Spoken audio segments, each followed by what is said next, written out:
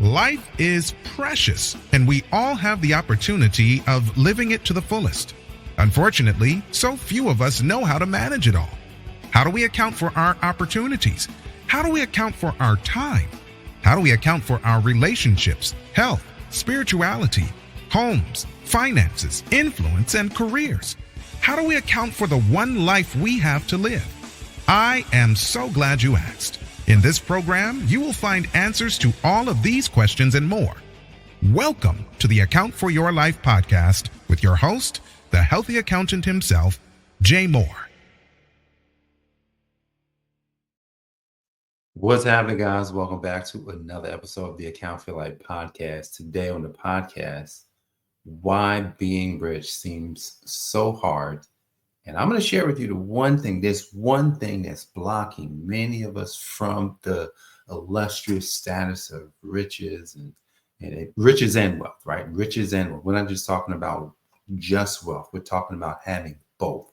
So if your desire is to have both of those riches and wealth, I'm going to share with you the one thing that has been blocking many of us. And then I'm going to break that down so that one, we can know exactly where we lack so that we can then address it.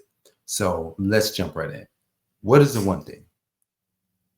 Intelligence.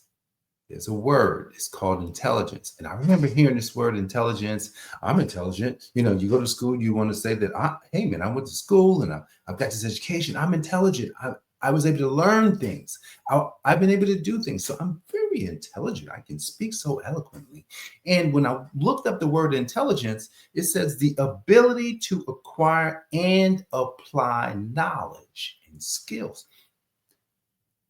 The ability to acquire and apply knowledge and skills. So when I read that, I says, wait a second. The ability to acquire. Okay, many of us acquire. Many of us go out, we get the education, we've gone to school, we've got the BS degree, we got the bachelor's, we got the associates, we've got certifications, we've got masters, we've got PhDs. We've acquired said knowledge, which gave us some intelligence, right? I'm intelligent in the language of accounting and taxes. I'm very intelligent. Some of you may be intelligent on being a doctor, a nurse, or, you may be intelligent on being a truck driver, right? You may be intelligent on being a plumber or electrician, a consultant, an attorney. You're intelligent because you went out and acquired said knowledge. Now, then it says you have to apply said knowledge. That's when real intelligence kicks in. Now, I've been able to apply the knowledge of tax and accounting, and I'm sure you've done the same in your industry. But let's get back to this thing called riches. Let's get back to the riches. Why is it so hard now to apply the knowledge of being rich? So when I looked this up, because I'm interested in it, I says, man, let me look up this intelligence thing. I heard something about intelligence recently, and then I wanted to understand me. What happened? I said, it's the application of, right? It's the application of something that caused the problem. Then it says intelligent can basically broadly can be defined as the ability to learn, understand, apply the knowledge to solve problems, adapt to new situations, and make sound judgments. So that's on a broad level. Let's go even further into it. We're going to stay broad. Then we're going to get into the whole riches thing, right? And then it says that, with the problem solving, that's a key aspect of intelligence. Like the ability to be able to see a problem, like, man, I got this problem. To be able to see it, and then to be able to identify and analyze them and then develop effective solutions, that's an intelligence that a lot of times when we want to apply it to the money, it's like, well, why is it not working? It's not working. I'm not able to do that. Then it also talks about, right, the adaptability, like individuals can adjust to new challenging situations, demonstrating flexibility and resourcefulness. So as a person who's looking for the riches, you've got to have this adaptability because remember, you may have been You may have learned something already. You may have been taught something already. You may have been taught something just like I've been taught. I was taught something indirectly from my parents, right? My parents taught me different things that served me, and they taught me things that don't serve me. I've seen this in my own house where my kids have learned things from me that I wish they didn't. Come on now, right? My kids learn things from me that they didn't learn directly from me. What they learned is it came through the gene. It came through the environment. Yeah, we're going to get into that environment in just a second. Then it says in the knowledge application section, it says intelligence isn't just about possessing knowledge, but also about the ability to effectively apply knowledge to practical solutions. Practical. I want to practically be able to make as much money as I would like. How do I practically do that? A lot of times, and I'm going to share with you like the last thing that makes all this really come together before we get to the end. So stick around because I'm talking about the intelligence. I'm talking about, how it all breaks down and problem solving and adaptability and, applying the knowledge. But then there's one key element. There's one key element that a lot of times I know I've missed it. And I focused on doing something before I focused on this other thing. So, and I'll share that in a second.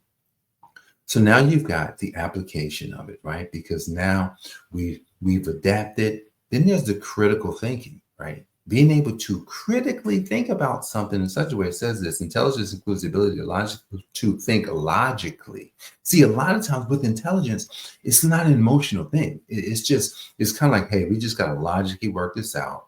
We got to logically look at the steps. We got to logically move through what we need to move through so that we can understand it. But a lot of times, I know I've done this, right? When I'm becoming emotional about something, like, okay, you can be emotional if you want. Like, I can go to court and I can be talking to the judge, and judge sees me start to cry, and the judge is going to stop the proceedings. He's going to say, hey, let's have a break, get yourself together, and then come back. There's not going to be any emotion here. This is all about the law. This is all about what we know is logical, what we know is real. Emotions, typically, it's real for the person that's having the emotion, but it's not real if I'm looking at you, if I'm just watching you go through it. So we want to keep emotions out so that we can critically think logically about what it is that we actually, or how we need to be thinking so we can do the thing that we need to do. Then it talks about multiple perspectives.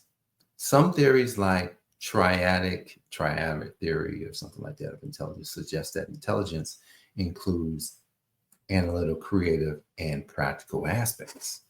I believe it does have some creative, because when you can creatively take what you already have, that's an intelligence right there, to take what I already have and make something new out of it.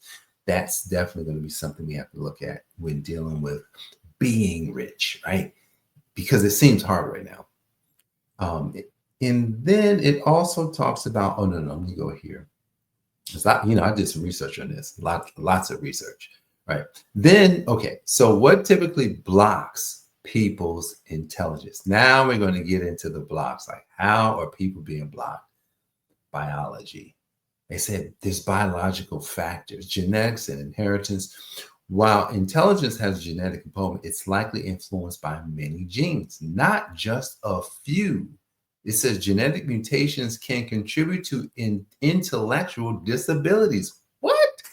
This is from the Cleveland Clinic. The Cleveland Clinic did a study on this, and they found that there's a gene, but then it can mutate, which could cause all sorts of intellectual disabilities. Look, you've heard of people having disabilities physically and stuff like that, but have you heard of people having intellectual disabilities? I had not heard of that until just now. Like when I was doing the research, I'm like, wow. And they actually studied it. See, they study this kind of stuff because they know human beings,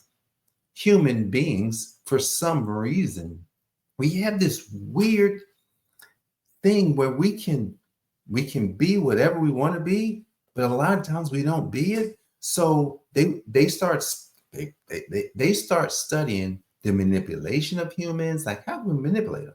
Come on now. This is real. Like I was reading studies on, like, in the early days of marketing, certain things they wanted to introduce to the American people, like cereal. They wanted to introduce cereal as a healthy food that can be eaten for breakfast. No one ate cereal. That wasn't even a thing. And they went to a guy who was really good at advertising marketing. They says, look, man, we want the American people to basically eat our stuff. What can you do for us? No one ate it, so no one would eat it, but they manipulated through marketing, what the marketing did is that it affected someone's intellectual ability to discern what something is, as far as if it's truth or if it's not truth. In a cereals are not, based on the cereals that's on our shelves in those supermarkets, they are not healthy. And I would say most are not healthy. You may have some that may be okay, but for the most part, most of them are not healthy. But they used it, and think about that, right? That mutated the ability, that mutated in us. And then, say, for instance, if I ate cereal when I was young, the next thing you know, my kids are going to want to eat cereal. And what's crazy is recently someone's like, hey, you know what?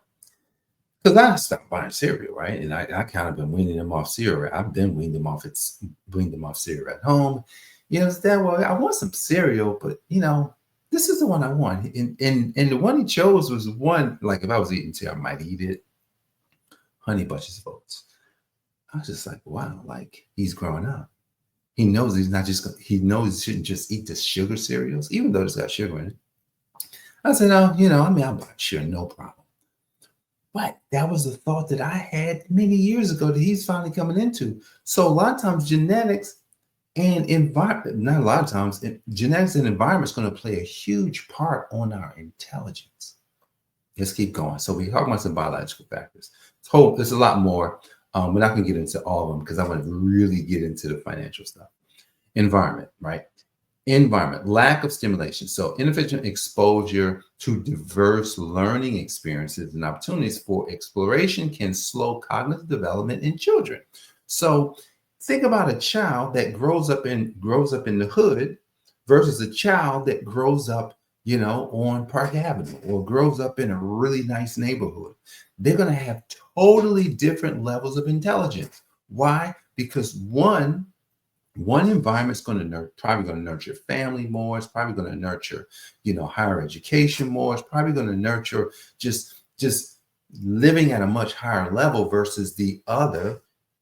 It's just fight or flight. It's just getting by. It's just, man, we may not have food.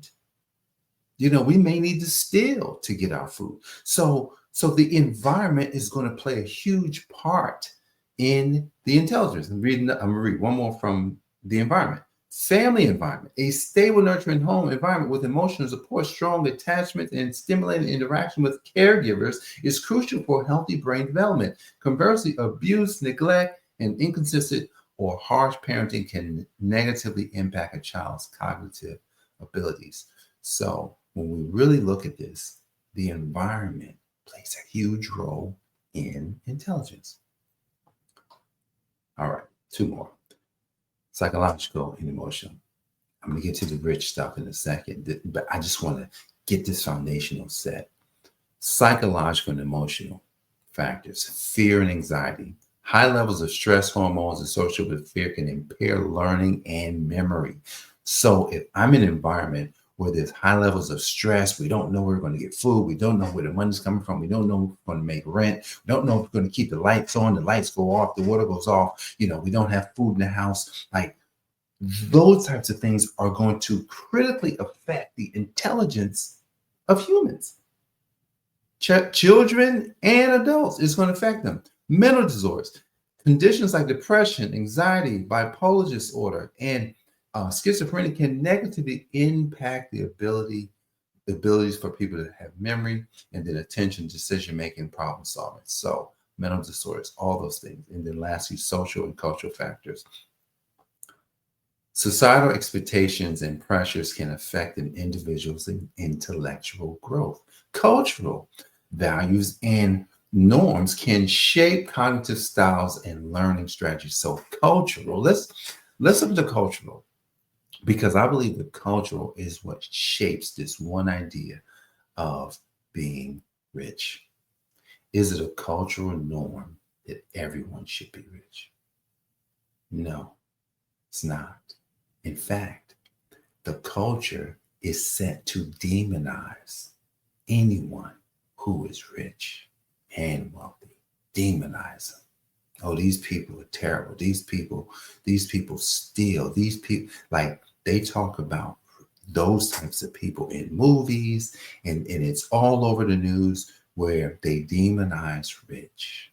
So our culture, even though we're in the United States of America, it's supposed to be one of the greatest places to live, there's great opportunity here, but yet most people's opportunity is getting a job and paying their bills in a place where everyone has this ability. Everyone has a shot at, I'm not saying everybody will, everyone has a legitimate shot. The culture says no. And when the culture says no, then that problem means no. All right. So now let's look in at financial intelligence and why most people never are able to be rich. Number one, lack of financial education. You knew that, financial education knowledge. Absence of formal financial education. Many individuals lack this basic knowledge of budgeting and setting and saving and investment, debt management, financial planning. These right here, just having this inserted to a child's beginning could change everything for every child. Financial education from the beginning. But here's the thing. Don't we get education? We get education from the time they say we can go to a school. And that's between the age of 6 and 7. You go to school, first grade, all the way to 12, and you come out dumb. I'm sorry. You come out with, you've had English, you had all these things, but yet you come out not useful. I'm sorry, but you do come out useful. Oh, you can work at a fast food restaurant. You can go work at anywhere where basically it doesn't require much skill because you don't know anything. We just had you spend 12 years doing nothing so that you don't know anything. So that one, because you don't know anything, all you probably heard for the past 12 years plus is I just got to get by, I got to pay my bills, I got to get a job so that my job can pay my bills. And then when I get that job, it barely does that, or it may not do that. Then I may have to get a second job, a third job, just to cover my food, my bills, my expenses, just so I can take care of my family. And then they say, we should do that for about 40, 50, 60 years. And then when you're done, go ahead and retire. I always knew something was wrong with retirement, but I didn't really understand it. There's a book, it's called Thou Shalt Prosper. The 10 Commandments, I think it's the 10 Commandments of riches. 10 Commandments of Riches, written by Rabbi Daniel Lapin. And the last chapter, I think it's the last chapter, the 10th commandment, it says, never retire. Never. Because retirement is not real. It's a made-up term. So when we buy into these cultural norms, that's hurting our intelligence. When we buy into the cultural norms, what do we get? They say, well, go ahead and give away your best years so that in your final years, you do nothing. Yeah. So lack of financial education and knowledge, number one, is why most people will never get rich. Number two, poor financial habits and behaviors. Remember, I got one thing that's going to trump everything that I'm going to say in just a second. So lack of budgeting, right? It says many people struggle because we spend more money than we have. Or we get 1,000 in and we spend 1,000. So every month we're going to zero. Every month we're going to zero. Why is that? One, our environment has taught us to do that because our environment's taught us to just consume. High levels of debt, excessive reliance on credit cards. Why? Because the credit cards say, hey, get a credit card. Here you go. We'll go ahead and give you a $2,000 limit, $10,000 limit. And, when you need it, just pay the minimum payment. Yes, we've all done it. Most of us have done it. Many of us have fallen into that trap, and that has caused problems for our financial habits. Not planning for the future. Many of us haven't planned for the future. Why? Because of the fact that I'm living for today, then there's no way for me to plan for the future. So because I'm just living for today. So poor financial habits be in behaviors, poor investment choices. Typically, that's just not investing. I was taught not to invest. I'm talking about in my household. That stuff don't work. That stuff's gambling. You shouldn't invest. Or just, I don't do it. And I'm just saying, my parents, they didn't do it. So think about this. Whatever we all are apples. We fall off the tree from wherever we come from. And I'm telling you, man, that's something that I do. Look in the mirror and says, man, I've sporadically done it, but not consistently. I'm being honest here, right? So investment choices, right? And then investing without understanding the associated risks. When you invest, you got to understand the risk. You got to understand what could potentially happen. You could potentially lose. So that's why you got to be educated on things like that. And you shouldn't just turn your money over to somebody and just have them do it for you. Why? Because then you don't learn anything. So that if you had to do it, next thing you know, you lose. So the best way to invest is to learn how to do it. That's a behavior. All right, number 3, emotional and psychological bias. Emotional spending. Anybody ever done that before? I know I have.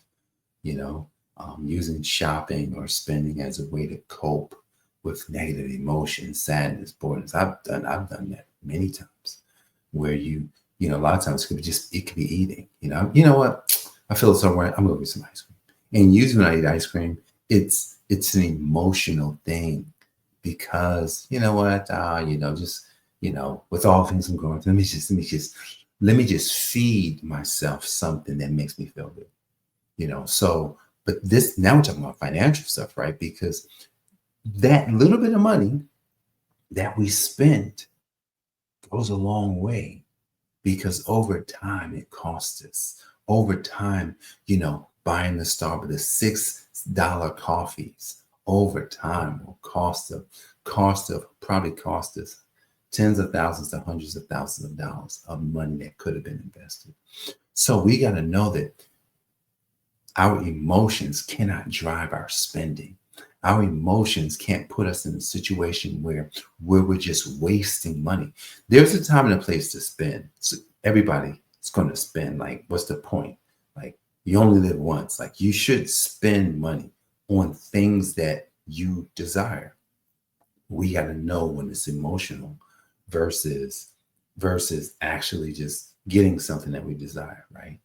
Let's not do the emotional thing. Then it's the overconfidence. Have you ever been overconfident? I know I have been overconfident. I was overconfident when I told my wife, hey, you can leave your job and we're going to be rich, right? We're going to be rich right now. And I was very overconfident. She believed me. And, I was overconfident, and I'm rich. The thing is, I'm still working towards how much that really is. But here's the thing, it never ends. So it's not that I'm just going after a dollar amount. I realize I'm not going after a dollar amount. What I'm going after is purpose. And as I continue to move into my purpose, riches flow. All right. Lastly here, regret.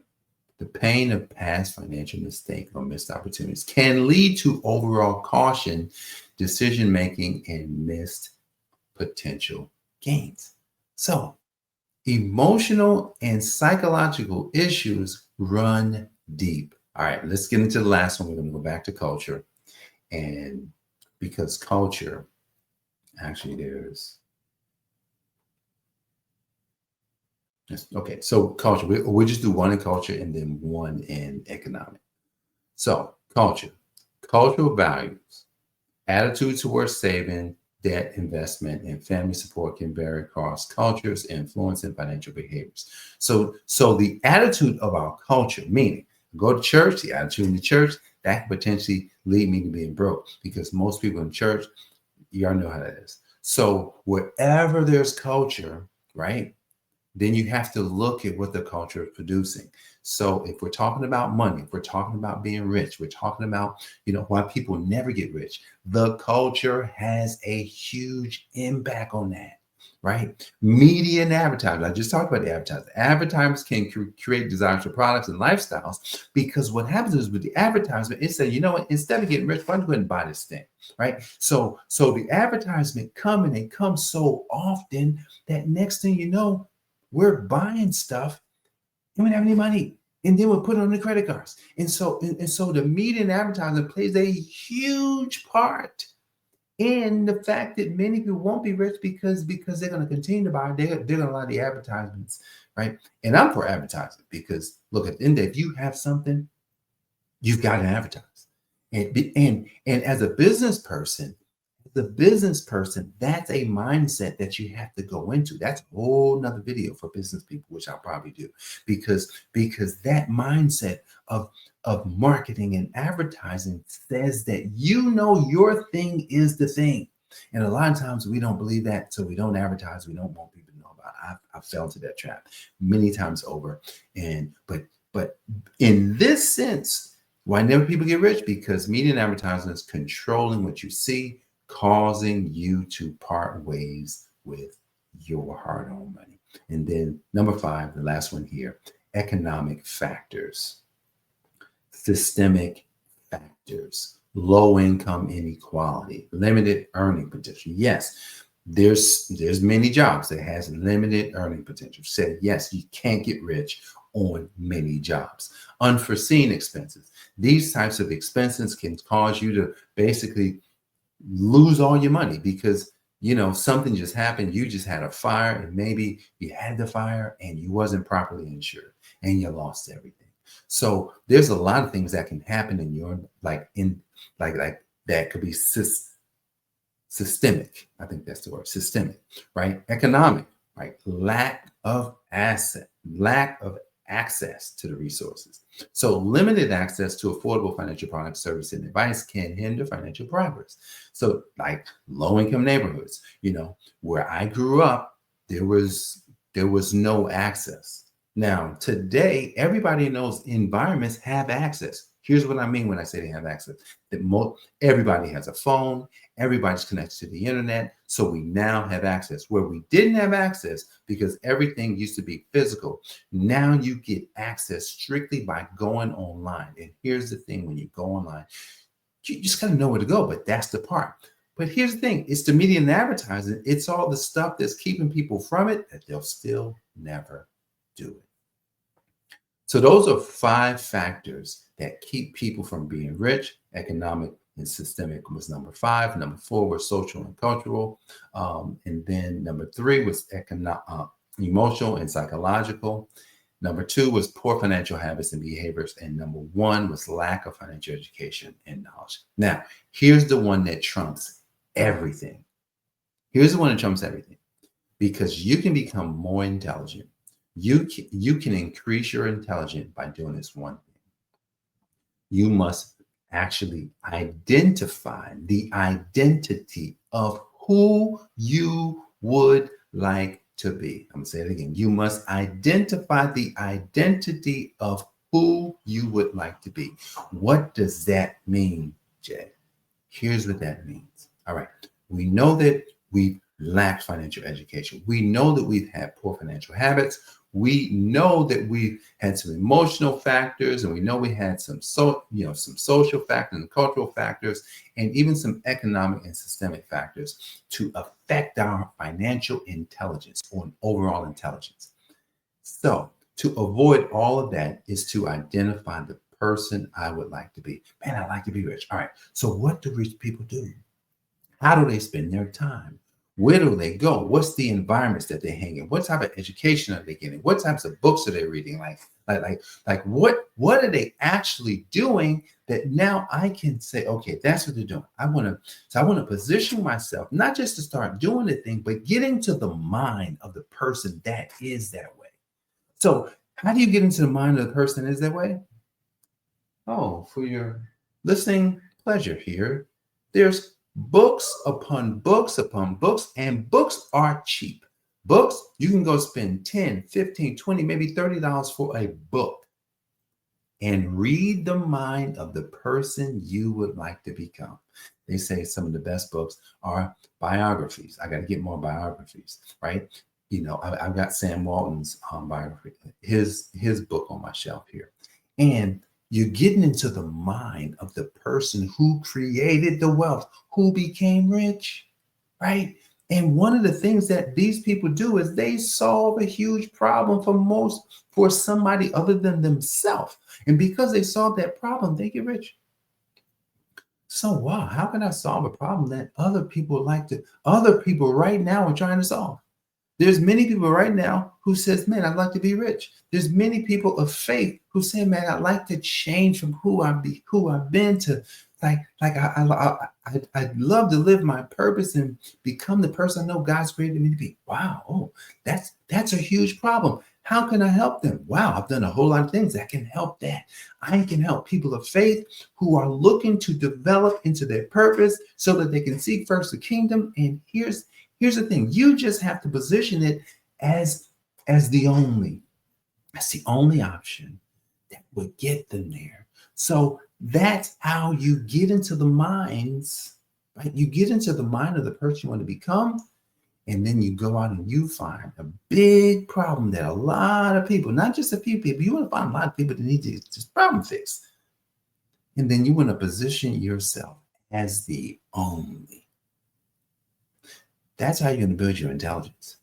That's how you're going to never be broke again. That's how it won't seem hard to become rich, because becoming rich is not something that you actually have to attain to do when you go out seeking a problem where you can solve it. So, yep, there's factors and there's things that cause us not to be rich.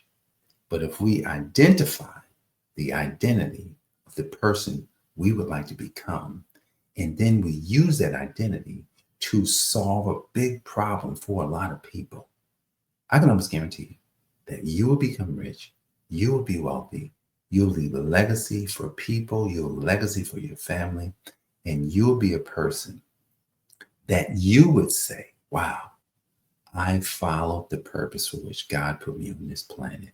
And I'm thankful that I chose the identity that only God could give me to fulfill this assignment in this time and in this way. So guys, I hope you got value today. Look, if you did, say, look, I want you to comment today. Here's how I want you to comment. Being rich is my birthright. Say that in the chat today. Being rich is my birthright. I'll see you on the next one, guys. Jay, one healthy accountant, helping you to account for your life. God bless, and I'll see you soon. Peace. This has been the Account for Your Life podcast with your host, the healthy accountant himself, Jay Moore. Until next time, make it a great day.